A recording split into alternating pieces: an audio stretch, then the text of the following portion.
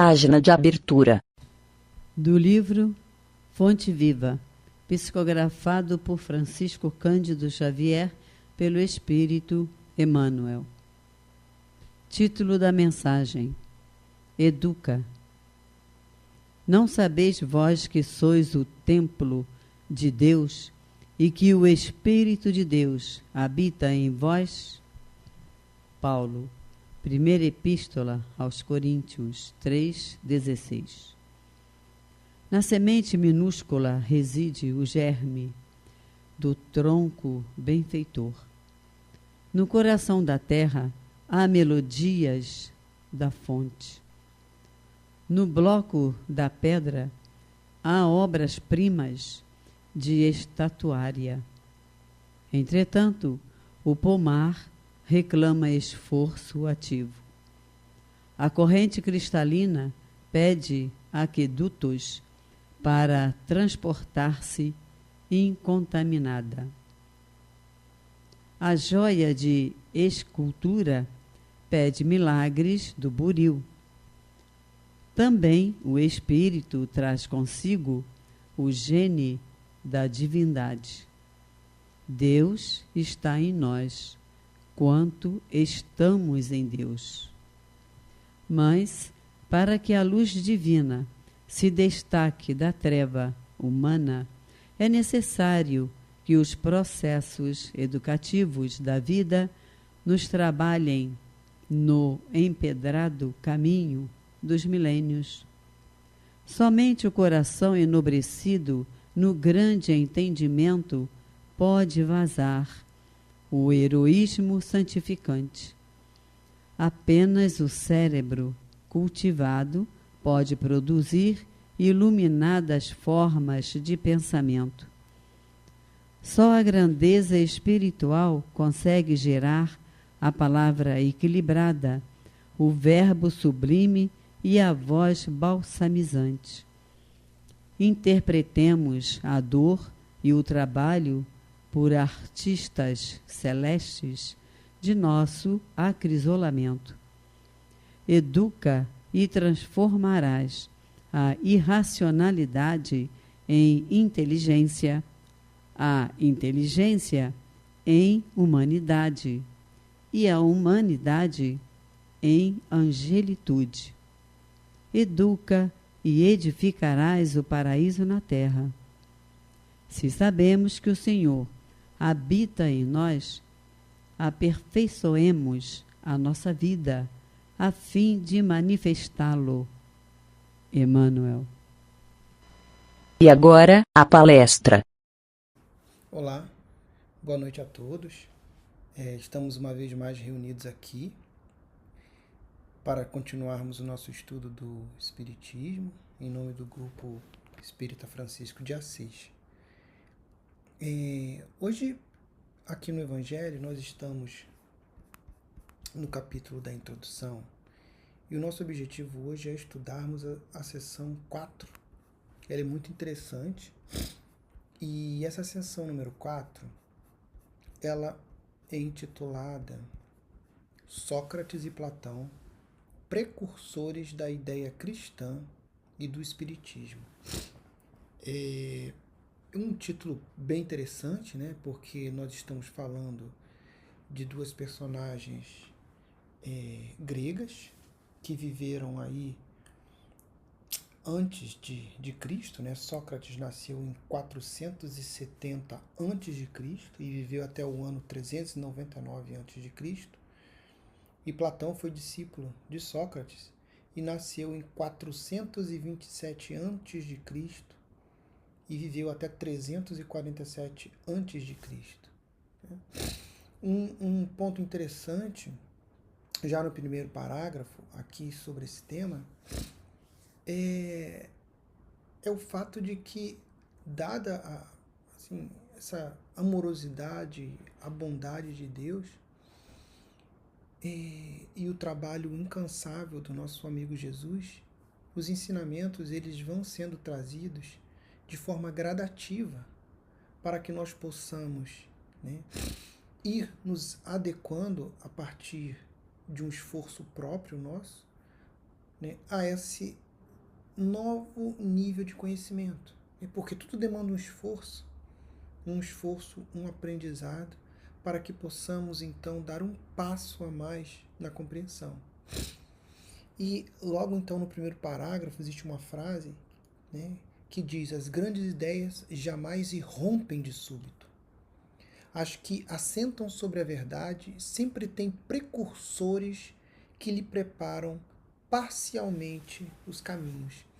E assim é a nossa vida no planeta, né? Esse amor de Deus faz com que sempre, né, tenhamos algum mensageiro que vai nos trazendo um certo nível de conhecimento, um pouco além do conhecimento do mensageiro anterior, e depois virão outros que vão fazer com que aquele nível de conhecimento avance um pouco mais. E gradativamente a gente vai então se adaptando a esse novo cenário. Então, nesse parágrafo, ou nessa seção, né, aqui que vai falar sobre as ideias de Sócrates e do discípulo dele, Platão, né, que foi quem efetivamente acabou trazendo ou mantendo historicamente essas ideias e que foi possível passar para gerações futuras. Então aqui tem um certo paralelo, né, com os ensinamentos de Jesus, os ensinamentos do Espiritismo e os ensinamentos trazidos por Sócrates e Platão. Um ponto importante, né, é que Jesus não escreveu nada e Sócrates também não escreveu nada. Né? Na verdade, Sócrates não escreveu, ele tinha uma escola e o discípulo dele, Platão, foi quem organizou essas ideias e depois conseguiu fazer com que essas ideias ficassem atemporais e passassem para todas as gerações futuras. Um outro paralelo que ele faz é que, além de nenhum nem outro terem escrito nada, Jesus ele foi acusado, né, ou foi atacado em sua época, ou odiado em sua época, pelo simples fato de dizer a verdade. Né, e essa verdade ameaçando aqueles que simplesmente vivem privilégios por conta da ignorância. A ignorância do não saber, né? O não saber da sociedade favorece com que aquelas pessoas tenham, né, um certo domínio sobre outras. E assim foi com Jesus, quando trouxe a ideia do amor, quando trouxe a ideia de que éramos seres irmãos, iguais, devíamos nos respeitar. Essa ideia, então, gerou uma grande revolta. Sócrates também passou por isso, né? Quando ele trouxe determinadas ideias e foi acusado por aquela sociedade de estar deturpando os jovens daquela sociedade. Então, com o intuito de que possamos fazer esse paralelo e até mesmo para destacar o fato de que essas ideias de Sócrates e de Platão, elas foram ideias assim precursoras dos ensinamentos de Jesus, o que o Evangelho nos traz aqui são vários pontos da doutrina, né, de Sócrates e Platão. São vários pontos, então possivelmente a gente não vai conseguir abordar todos, mas nós podemos, após a leitura, eu selecionei alguns e a partir desses nós podemos fazer a leitura doutrina, do item da doutrina. A gente faz um paralelo aqui com os ensinamentos de Jesus e do Espiritismo. Por exemplo, vamos começar aqui pelo primeiro item que aparece aqui da doutrina de Sócrates e de Platão, que está presente no Evangelho. Primeiro item.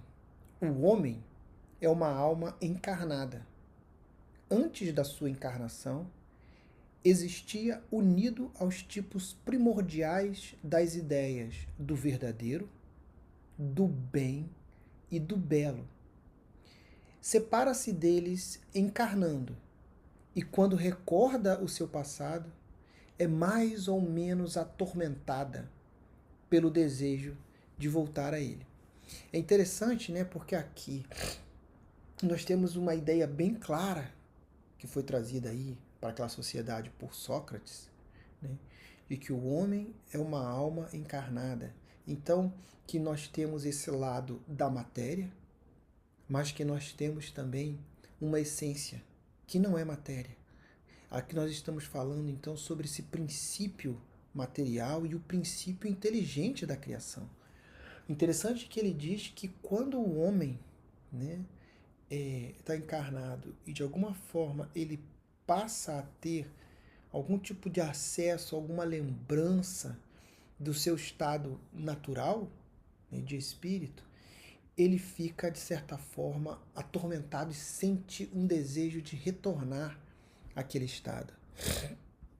O comentário que está no Evangelho é: não se pode enunciar mais claramente a distinção e independência entre o princípio inteligente e o princípio material, né? Também, quando ele diz que o homem vem para encarnar, significa que ele já existia antes. Então, ao mesmo tempo, ele já estava falando também da doutrina da pré-existência da alma, ou seja, a alma não foi criada ali no momento da criação do corpo físico, né? Outro item da doutrina de Sócrates e de Platão. Item número 2. A alma se transvia e perturba quando se serve do corpo para considerar qualquer objeto. A alma tem vertigem como se estivesse ébria, né? Como se estivesse bêbada, porque se prende a coisas que estão por sua natureza sujeitas a mudanças. Ao passo que quando a alma contempla a sua própria essência, a alma dirige-se para o que é puro, para o que é eterno, para o que é imortal. E sendo ela dessa mesma natureza, permanece aí ligada, por tanto tempo quanto possa. Cessam então os seus transviamentos, porque está unida ao que é imutável, e a esse estado da alma é que se chama sabedoria. É muito interessante, né, o que ele fala aqui, que toda vez que estamos na matéria e a gente vai se apegar, e aí eu vou usar apegar, não fazer um bom uso, porque se estamos encarnados, nós precisamos da matéria, nós precisamos do alimento para o nosso corpo, nós precisamos do repouso para o nosso corpo, né? Nós precisamos do remédio para o nosso corpo. Sem isso, nosso corpo não consegue, né, executar as tarefas biológicas e químicas que necessita, né, para que possamos então estarmos aqui todos na matéria, trabalhando, estudando, aprendendo. Então, o que ele está dizendo é que o apego, de alguma forma, às coisas puramente materiais é o apego a coisas que são totalmente imutáveis, são coisas destrutíveis, são coisas que mudam e vão mudar, né? E por isso nós vamos ficar, de certa forma, até com uma certa vertigem, porque se nós tentarmos nos apegar àquilo que não é, aquilo que é, desculpa, aquilo que é material, isso que é material, ele vai mudar, ele vai se desfazer, ele vai acabar, ele vai se transformar. E na doutrina de Sócrates, está dizendo que, ao mesmo tempo, quando o homem contempla a sua própria essência, quando o homem se dirige para o que é puro, para o que é imortal, para o que é eterno, e ele é dessa natureza, o homem consegue permanecer aí. E aí a gente pensa, do ponto de vista do querer e das conquistas, que as conquistas verdadeiras, né, do ser, claro que você conquistar um emprego, claro que você conquistar uma casa, claro que conquistarmos um objeto que nós precisamos, são conquistas, mas quando pensamos um pouco mais a fundo, estes objetos ou esses itens do plano material, nós seremos usuários desses itens. Mas se somos espíritos, um dia, né, não teremos mais essa energia vital, né? Os órgãos vão parar de funcionar e nós vamos retornar ao plano espiritual. E nada disso, dos exemplos que dei aqui relacionados à matéria, nós vamos carregar. Porém, o que vamos carregar é a força de vontade que desenvolvemos para conquistar esses itens materiais. Podemos levar, sim, a fé e a paciência que foram desenvolvidas e aperfeiçoadas, né, aqui, quando encarnados. Poderemos levar, sim, os amores, esse amor que a gente desenvolve, que a gente vai conquistar, isso sim, e aquele conhecimento, né, aquele esforço para aprender, isso sim nós vamos carregar. E por isso, então, ele diz aqui que quando o ser ele se volta para aquilo que é puro, para aquilo que é eterno, para aquilo que é imortal, para aquilo que é da sua própria natureza, cessam então as perturbações, porque está unida, né, essa alma ao que é imutável. E a esse estado da alma é que se chama sabedoria. Quer dizer, ele definindo que esse nível de compreensão sobre a vida, que ele chama de sabedoria, né, para nós seria um nível de conquista que denominamos como evolução, né? Aquele nível de compreensão expandido sobre o mundo, sobre a vida. E a gente então continua aqui. Agora vem um comentário do Evangelho. Assim, ilude a si mesmo o homem que considera as coisas do modo terra-terra, do ponto de vista material. Para as apreciar com justeza, tem de as ver do alto, isto é, do ponto de vista espiritual. Aquele, pois, que está de posse da verdadeira sabedoria, tem de isolar do corpo a alma, para ver com os olhos do espírito. É o que ensina o Espiritismo. Vamos mais a um item aqui deste ensinamento, da doutrina de Sócrates e de Platão. Vamos lá. Aqui então nós temos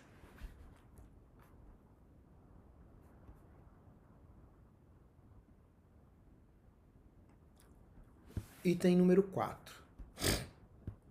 Diz assim: a alma impura, olha o termo, né, utilizado por Sócrates e Platão. A alma impura, nesse estado, ela se encontra oprimida e se vê de novo arrastada para o mundo que é visível, pelo horror do que é invisível e imaterial. Quer dizer, aquela alma impura, ela se sente mal nesse ambiente completamente espiritual, né? Nesse ambiente invisível. Aquilo não vai lhe causar bem. Mas ele explica, né, nessa concepção dele.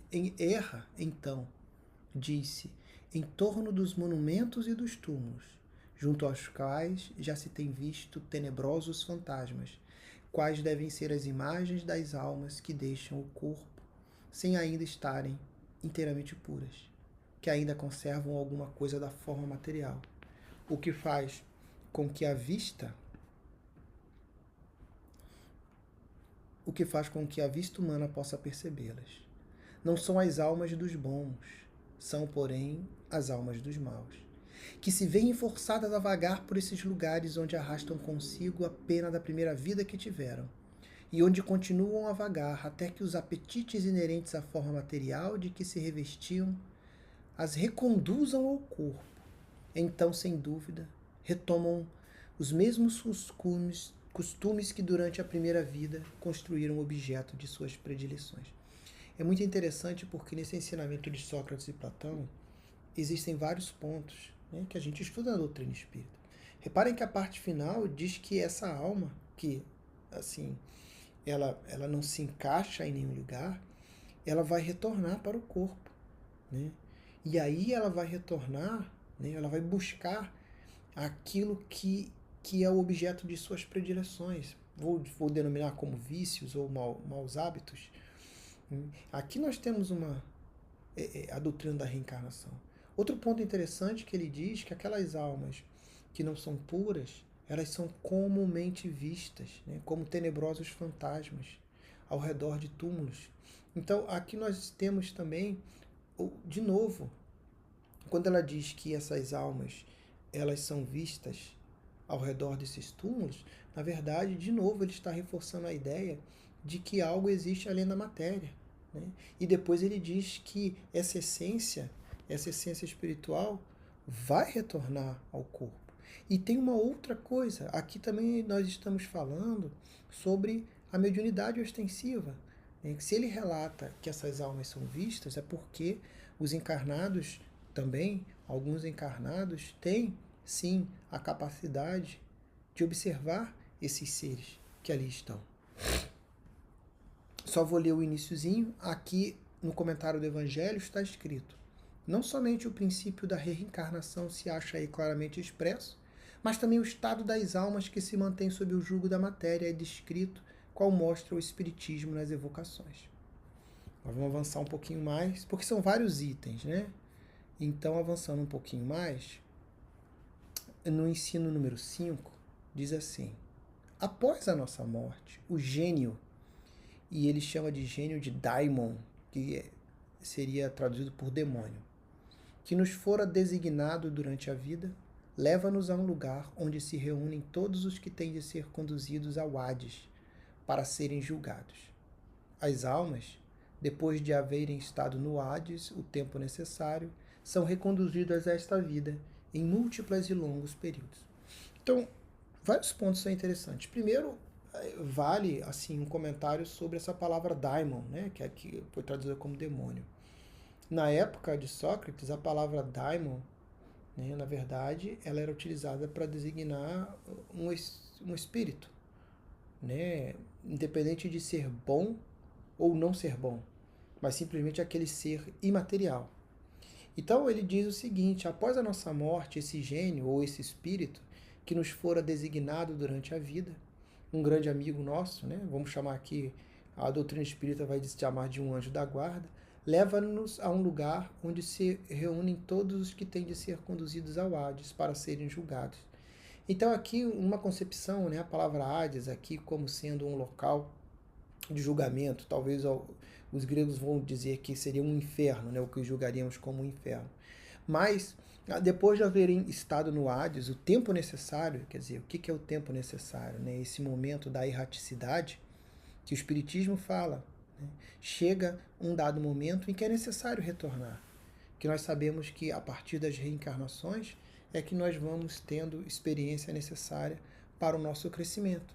Então, as almas, depois de haverem estado no Hades, o tempo necessário, são reconduzidas a esta vida em múltiplos e longos períodos. E o comentário do Evangelho. O que está escrito aqui é a doutrina dos anjos guardiões, os espíritos protetores, e das reencarnações sucessivas, em seguida a intervalos mais ou menos longos na erraticidade.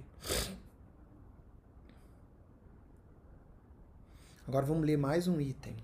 Item número 8. Eu tenho pulado porque senão o tempo não é suficiente.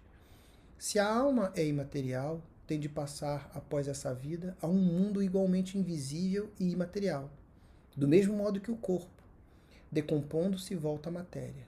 Muito importa, no entanto, distinguir bem a alma pura, verdadeiramente imaterial, que se alimente como Deus da ciência e pensamentos, da alma mais ou menos maculada de impurezas materiais, que a impedem de elevar-se para o divino e a retém nos lugares de sua estada na Terra. É interessante, né?